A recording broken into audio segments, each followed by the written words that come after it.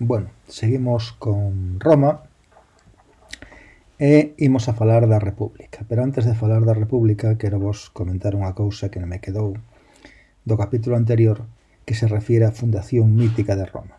Roma, míticamente, foi fundada por Rómulo. De aí ven o nome Roma, a cidade de Rómulo.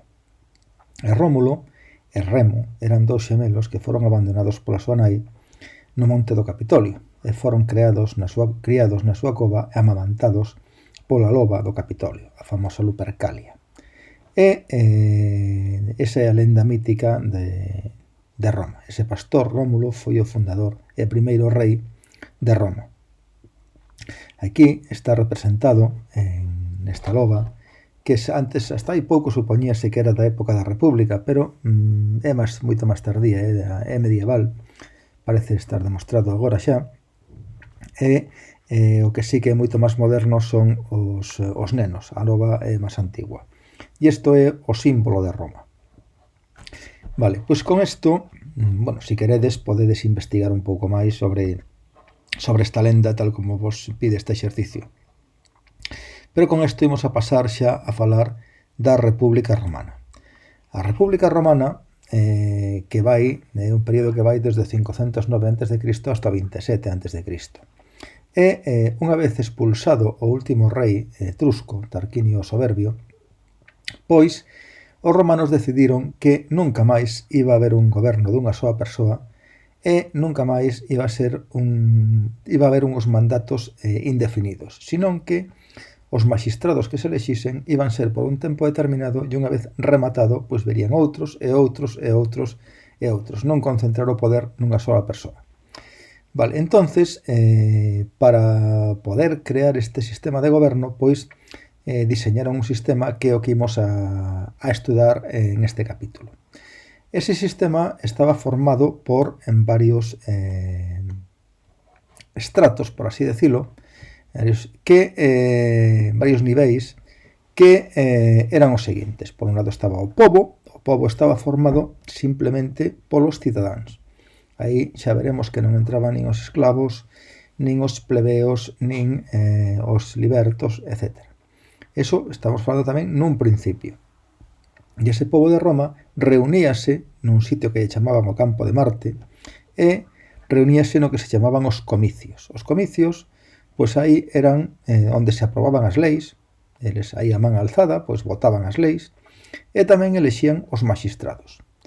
Os maxistrados eran os que gobernaban efectivamente Roma. E esos señores que gobernaban Roma, pois había uns maxistrados que tiñan máis poder, como eran os cónsules, que eran, por así decirlo, como presidente do goberno hoxe en día, e os cónsules eran dous, e sempre actuaban conxuntamente. Elexíanse por un ano e ao cabo dun ano pois entraban outros e outros e outros. No caso de que houvese unha crise moi forte, se necesitase pois que mandase unha persoa sola, porque ao mellor os dous non se poñían de acordo, se necesitaba un mando único, pois podíase nomear un dictador. Imaginade que hai unha crise de coronavirus, pois nomean un dictador mentras dura a crise, por 6 meses como moito, e ese mandaría el solo, e despois volveríase ao sistema dos cónsules. Vale, e por debaixo dos cónsules pois había outra xente que facía outras cousas. Estaban os máis abaixo, eran os cuestores, que se encargaban das finanzas, os edís, que levaban a administración municipal, o censor, que se dedicaba a elaborar o censo, que era algo moi importante, a ver quen podía votar e quen non podía votar, o pretor, que era o que se encargaba da xustiza, e por riba de todo o cónsul, que era o que dirixía o goberno e o exército. Cando o exército, as lexións de Roma, ian á guerra, sempre iba un cónsul á súa cabeza. Vale, pois isto era o sistema, digamos, de goberno. Aquí temos outros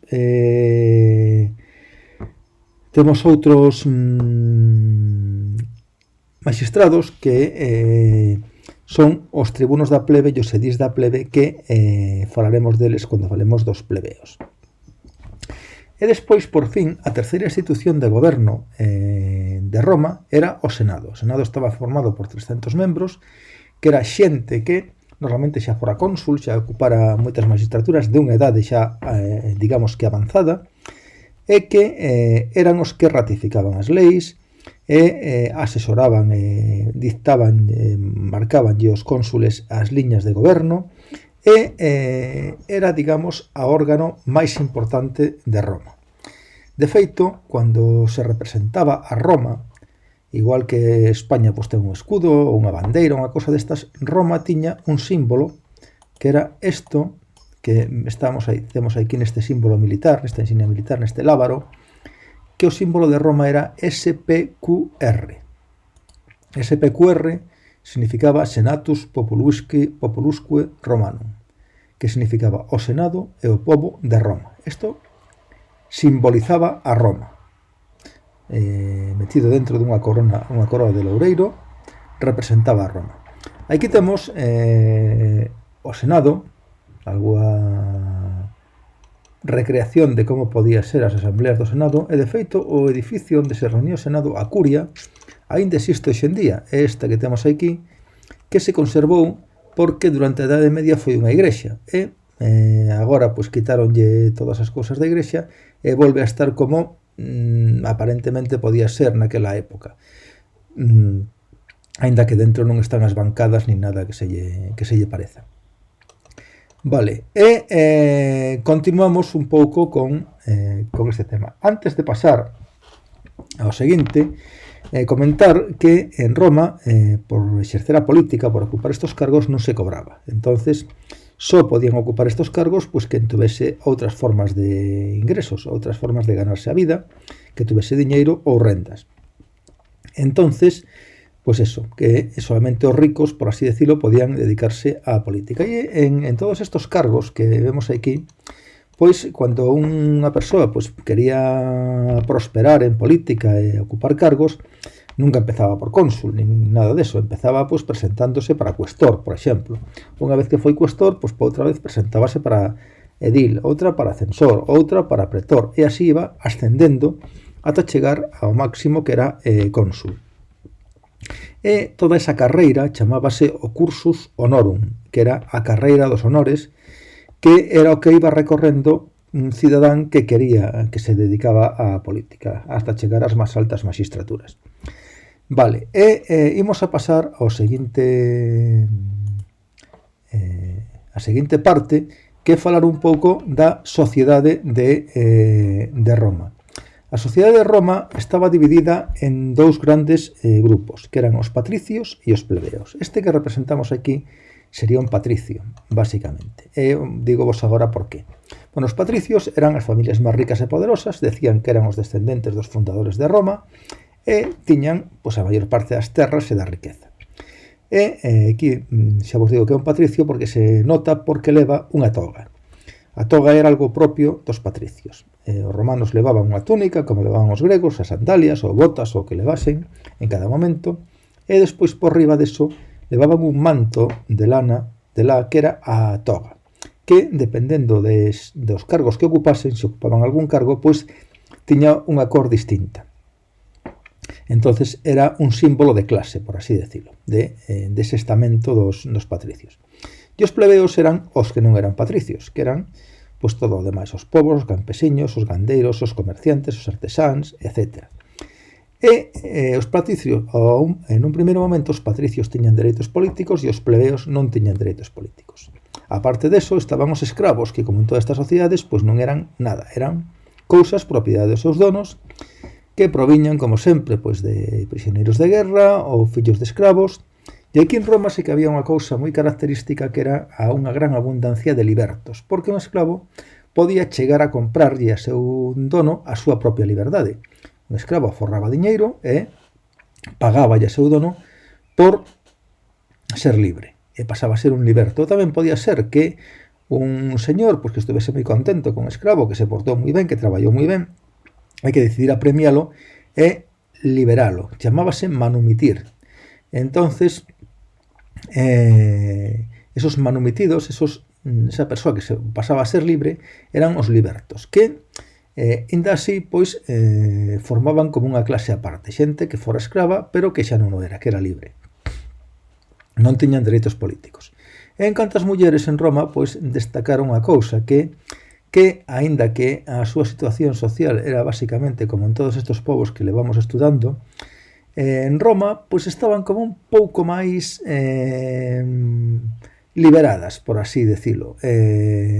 Ainda que dependían do pai e do marido, pois podían ter propiedades, podían rexentar negocios, e é moi importante que podían participar na sociedade, asistir aos espectáculos públicos, como o circo, o teatro, o anfiteatro, os xogos, e despois unha cousa de as mulleres pois tamén dependía moitísimo de que a que clase pertenceran. Unha muller dun patricio pois viviría moi ben, cuidaría os fillos así como moito e pouco máis, e a muller dun taberneiro pois teria que estar na taberna servindo vasos de viño a quen lle comprase, pois ou traballando no campo ou donde fose. E quédanos por falar un tema, que era o tema dos plebeos e os dereitos dos plebeos.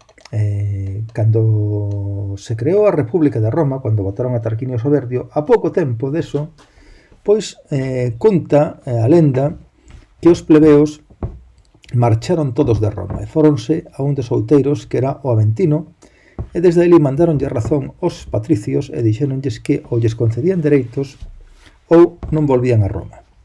E como os patricios tamén necesitaban dos plebeos, pois tiveron que entrar en razón. E chegaron a un acordo polo cual lles concedían dúas magistraturas, que era o que víamos na páxina anterior, os edís da plebe e os tribunos da plebe, que eran moi importantes e defendían os dereitos dos plebeos ante o Senado. Os tribunos da plebe tiñan tanto poder que podían chegar a paralizar a entrada en vigor dunha lei. Por exemplo, que perxudicara aos plebeos, por dicían, eso non entra en vigor, de momento suspendo eu, porque son o tribuno da plebe, mentras non vexamos o que se vai facendo. E, aparte deso, pois, desenvolveuse unha legislación en Roma que recollía os dereitos dos plebeos. Eso chámase o Código das 12 Tabuas. Chámase das 12 Tabuas porque as leis en Roma escribíanse nunhas tabuas de bronce como estas que temos aquí, e isto colocábanse, clavábase no foro. E como agora vos, se queredes consultar unha lei de España ou de Galicia, pois ides ao DOGA, o Boletín Oficial do Estado, que o podedes mirar en internet. Antes a xente, o internet era o foro onde estaban ali postas en estas placas de bronce as leis. Entonces leías aquí e decías, pois mira, isto é así.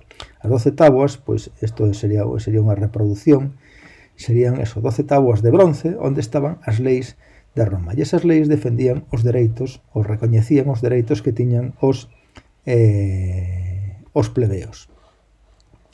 E todo isto, como decíamos, era o principio, porque despois os plebeos foron adquirindo dereitos e chegou a pasar que moitos patricios eran máis pobres que algúns plebeos, porque moitos plebeos ganaban diñeiro, facíanse ricos, e co paso do tempo pois foron adquirindo máis dereitos, chegaron a empezar a ocupar magistraturas, empezando polas máis baixas, hasta que chegaron a ser cónsules e chegaron a ser senadores, e ao final da República pois xa non había distinción entre patricios e plebeos, senón entre ricos e pobres.